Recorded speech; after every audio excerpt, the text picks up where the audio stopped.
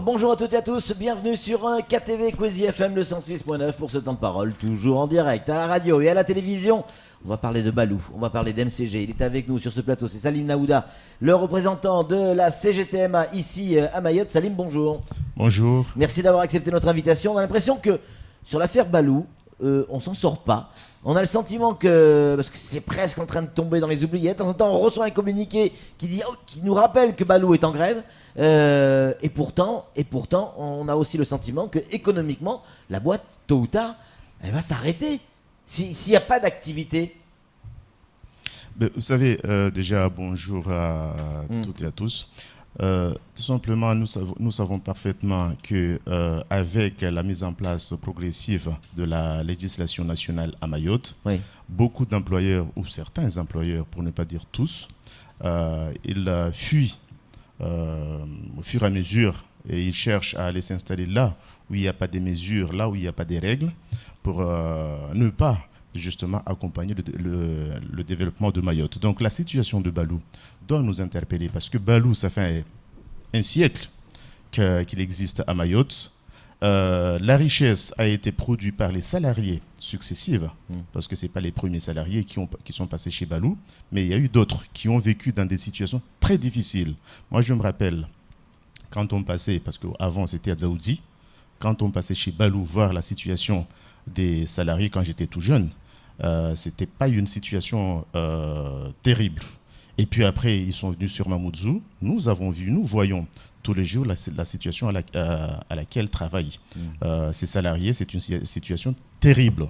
Donc, s'il y a un conflit qui est enclenché aujourd'hui, si Balou a fait le choix de fermer sa boutique et faire croire aux gens que l'entreprise aura des difficultés à la longue, je pense que c'est une manière aussi de cacher un certain nombre de choses.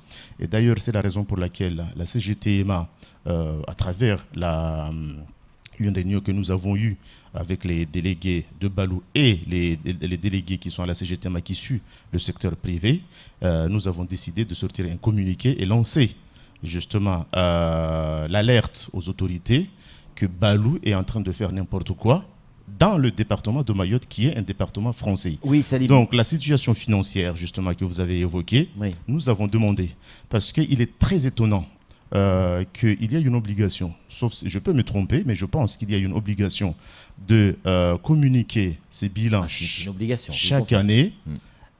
Et il se trouve que les délégués qui suivent le dossier de Balou, les délégués CGT, qui suivent le dossier de Balou, ils sont partis au tribunal de commerce demander les éléments pour pouvoir s'appuyer et voir la vraie situation économique et financière, situation économique de l'entreprise. Malheureusement, depuis 2013, on n'a pas eu d'autres éléments.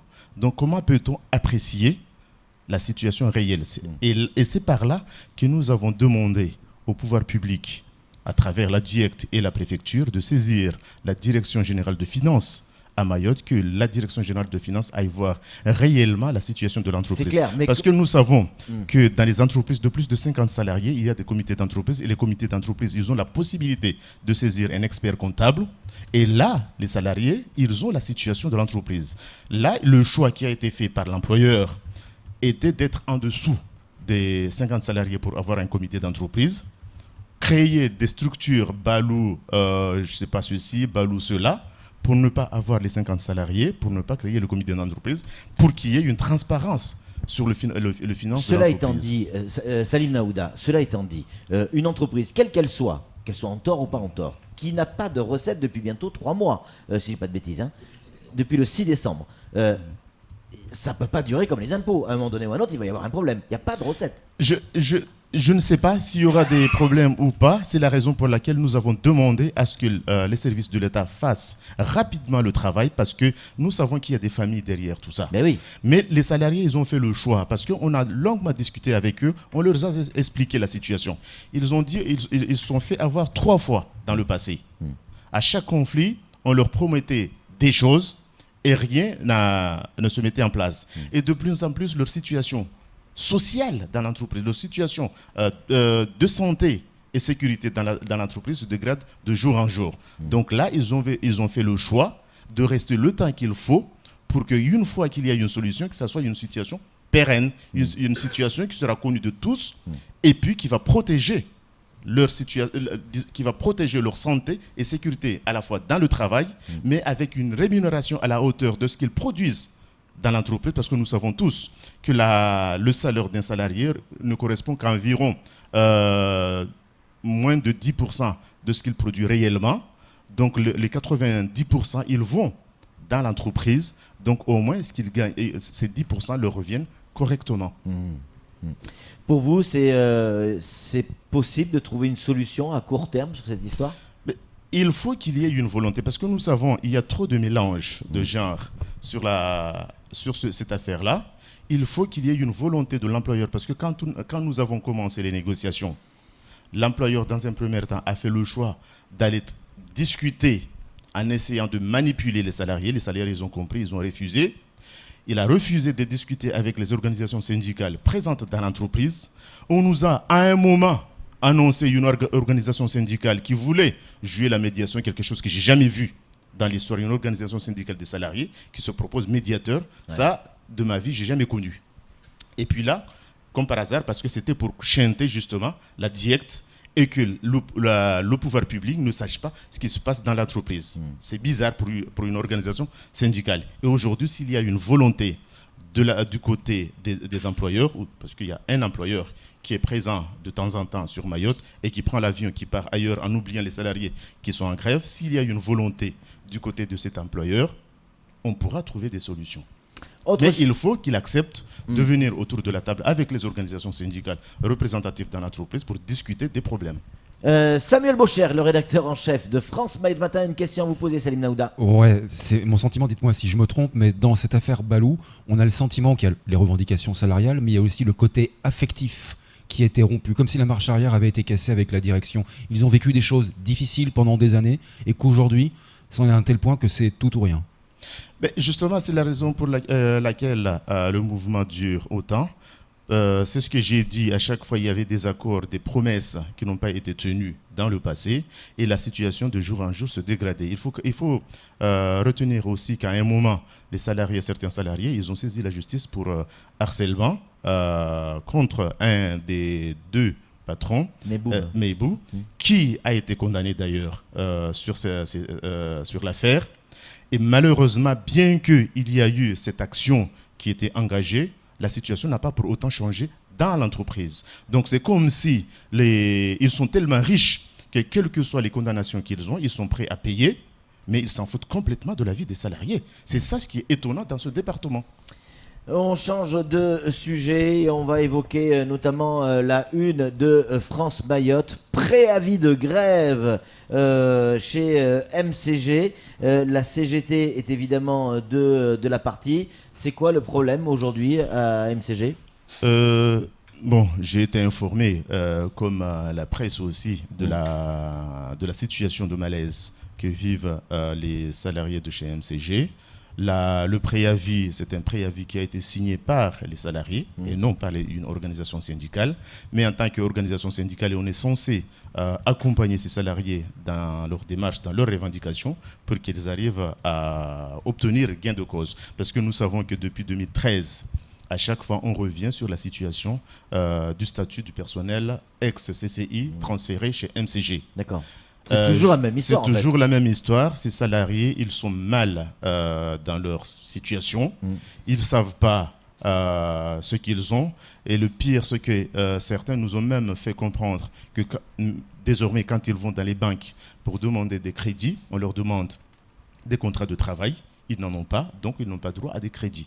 C'est une situation vraiment catastrophique qu'il faut remonter. Et puis après, en 2010, quand Mme Nel était la présidente de la CCI, ils avaient signé un accord pour l'application de la convention collective. Avant, c'était convention collective verte. Avec l'évolution en 2011, on est entré dans la convention collective unifiée port et manutention. Donc, c'est la seule chose qu'ils demandent à ce que ça leur soit appliqué intégralement. Et il faut bien faire la différence parce que dans la convention collective, il y a une partie qui concerne la manutention et une partie qui concerne l'exploitation et la gestion. Donc, ce que ces salariés demandent, c'est qu'on leur applique la partie de la convention gestion parce que c'est là où ils ont les sursalaires familiales. Et que malheureusement, depuis 2013, ceux qui l'avaient au temps de la CCI l'ont conservé au niveau où il était, avec le pourcentage qui était, et ceux qui sont entrés après, on ne leur applique rien du tout. Donc, alors qu'ils devraient avoir le même statut avec les mêmes droits.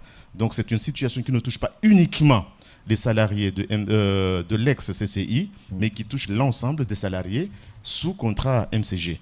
Et puis, à l'intérieur de ça, il y a une situation sociale qui est évoquée que les salariés de l'ancien CCI ne reconnaissent plus de quel emploi ils ont aujourd'hui, parce qu'ils sont mutés du jour au lendemain dans une fonction qui n'était pas le leur initialement. Et puis après, on a même entendu à la presse ou avoir lu à la presse, à un moment de facturation, on avait traité les salariés de la CCI à des fonctionnaires qui ne foutaient rien et qui avaient une mentalité de fonctionnaires et qui ne travaillaient pas sérieusement. Alors que c'est eux qui ont conduit et qui ont construit et accompagné la construction du port depuis tant d'années. Donc, je pense qu'il est anormal de mépriser les salariés de cette manière. Certains font le lien entre les affaires judiciaires que vous pouvez avoir avec Idanel et ces différentes revendications. Comme certains des cadres de MCG, notamment. Ce que je peux dire justement, c'est que les gens doivent se tromper complètement. Parce que moi, mon engagement, c'est un engagement auquel je sais qu'il y a beaucoup de risques que je prends. Personnellement, comme familial dans ma famille, mais je l'assume. Donc, ce raccourci est trop facile. Moi, je n'ai rien à foutre de cette condamnation. Je continue ce que je suis et ce que j'étais depuis. Et je resterai la même personne dans les luttes pour l'intérêt général. Donc, ceux qui font des raccourcis en disant qu'à chaque fois qu'il y a la paix chez MCG ou au port, il y a Nahuda qui vient remuer la merde, mais j'ai dit la merde, à force de mettre des couches dessus, ça continue toujours à sentir. Et vaut mieux évacuer complètement la merde que de la cacher. Il y a un problème au port aujourd'hui, à tous les niveaux. Donc, il faut qu'on trouve une solution à ce port. D'ailleurs, la chance que nous avons, en espérant que ça apportera des avancées, il va avoir la conciliation avec le département. MCG, département, avec les médiateurs qui arrivent le 23 de ce mois-ci, cette semaine. Ils arrivent jeudi. Ils sont là jusqu'au 2 mars. Nous espérons que ces négociations qui vont avoir lieu apportera des réponses. Et la chance que nous avons, c'est que la CGT sera aussi entendue par les médiateurs. Juste pour terminer cette histoire, avant de donner la parole à Samuel, par le biais de la voix de Jacques Martial Henry, Idanel aurait déclaré qu'elle refuserait les fameux 20 000 euros, puisqu'ils ont été issus d'une collecte illégale. Vous savez, collecte illégale, je pense que l'affaire Sarkozy aussi, les militants avaient payé pour Sarkozy. Donc, je trouve mal venu qu'à Mayotte, on tient d'autres discours. Et puis après, c'est pas tout. La somme, qu'il refuse ou pas, ça rentrera dans la caisse de l'État. Parce que moi, j'ai donné les sous à un huissier. Il appartient à l'huissier d'apporter les sous au plaignant. Vous avez payé. Moi, j'ai payé, je plus d'amende. Au jour d'aujourd'hui, je suis nickel. J'ai plus d'amende. Donc, c'est leur problème après qu'ils le laissent pour l'intérêt général, parce que ça rentrera. Effectivement, mon combat, c'est pour l'intérêt général. Donc, s'ils le laissent dans les caisses de l'État, c'est pour l'intérêt général. Samuel Baucher, encore une question. Oui, je reviens sur le port de Longoni et le mouvement de grève qui se prépare. Un agent est venu porter le préavis hier, ici même. Il n'y a pas d'étiquette CGTMA, ni CFDT, ni FO. C'est ce que j'ai dit. Il y a une liste d'émargement de 37 salariés qui ont signé, mais ce n'est pas la CGTMA qui est derrière, on est bien d'accord. Non, mais de toute façon, on peut inventer, parce que, comme on dit à chaque fois qu'il y a quelque chose qui, d'ailleurs, on a même à un moment dit aux transitaires qu'ils se faisaient manipuler par Narouda. Donc, il ne faut pas qu'on dise quelque chose sur le port, parce qu'à chaque fois qu'on dit quelque chose, c'est Narouda qui manipule les gens. Alors qu'on n'est pas tous des cons. Qu'est-ce que vous attendez de cet entretien avec les médiateurs ? Vous savez, la CGT nationale est passée à Mayotte, a posé les bases. On les a reçus du reste sur ce plateau. Ils sont passés ici, nous avons vu le préfet, nous avons vu le conseil départemental. Donc, nous avons vu aussi l'Union maritime de Mayotte. Mais vous n'avez pas vu MCG ? MCG, on ne l'a pas vu. Donc, il y a les bases qui sont posées. Il y a la vision qui est des vrais dockers, qui sont dans des ports bien organisés et mieux organisés, qui fonctionnent dans les règles. Donc, ils ont posé ces problèmes. Là, ce que nous souhaitons, qu'on arrive à un fonctionnement similaire, que la manutention soit effectuée par les manutentionnaires, que la gestion soit assurée par le gestionnaire, et qu'il n'y ait pas comme un fourre-tout de cette DSP que nous vivons aujourd'hui. Il faut qu'on arrive à revoir la DSP. C'est ce qui est demandé par la CGT nationale. Et je pense que c'est un élément qui est partagé par beaucoup des employeurs qui sont au port ou beaucoup d'employeurs qui sont à Mayotte. Donc, il faut revoir ce document pour que chacun reste dans son domaine. Samuel, en conclusion. Il y a une réunion de conciliation, comme vous le disiez il y a quelques instants, avec le conseil départemental et MCG. Est-ce que vous demandez à être destinataire de ce qui va être décidé ou même de participer aux discussions, parce que quelque part, vous êtes en plein cœur? Nous serons reçus par les médiateurs. Étant reçus par les médiateurs, nous allons donner les éléments de nos réflexions. Nous allons faire ressentir la situation que vivent beaucoup d'employeurs à Mayotte, s'ils n'ont pas la possibilité d'échanger avec les médiateurs, mais nous allons aussi faire partager la situation du personnel qui est au port et la façon dont le port est géré. Une fois dit tout ça, et puis après il faut retenir. D'ailleurs, j'avais posé la question au secrétaire général ou à la préfecture quand on était avec la délégation. Comment se fait-il que les annexes de la DSP, quand on voit à la fin, je ne sais pas si c'est validé ou ils ont été juste présentés au contrôle de légalité. Il y a le cachet de contrôle de légalité sur toutes les pages. Et à la fin, ils ont surligné, parce qu'il n'y a pas de date sur le document, il n'y a pas de signature sur le document, et il n'y a pas de date de prise de fait de ce document. Donc pour nous, est-ce que c'est un document qui a foi d'être présenté au contrôle de légalité, ou bien c'était juste pour nous dire qu'il y a des annexes qui sont faites et des annexes qui ne sont jamais mises en application puisqu'ils n'ont été signés par personne. Ça, nous aurons l'occasion de le présenter auprès des médiateurs qui arrivent. Et on aura l'occasion également d'en reparler sur ce plateau. En tout cas, merci d'être venu sur ce temps de parole et d'avoir répondu à nos questions. C'est tout pour ce temps de parole. Tout de suite, la suite de nos programmes.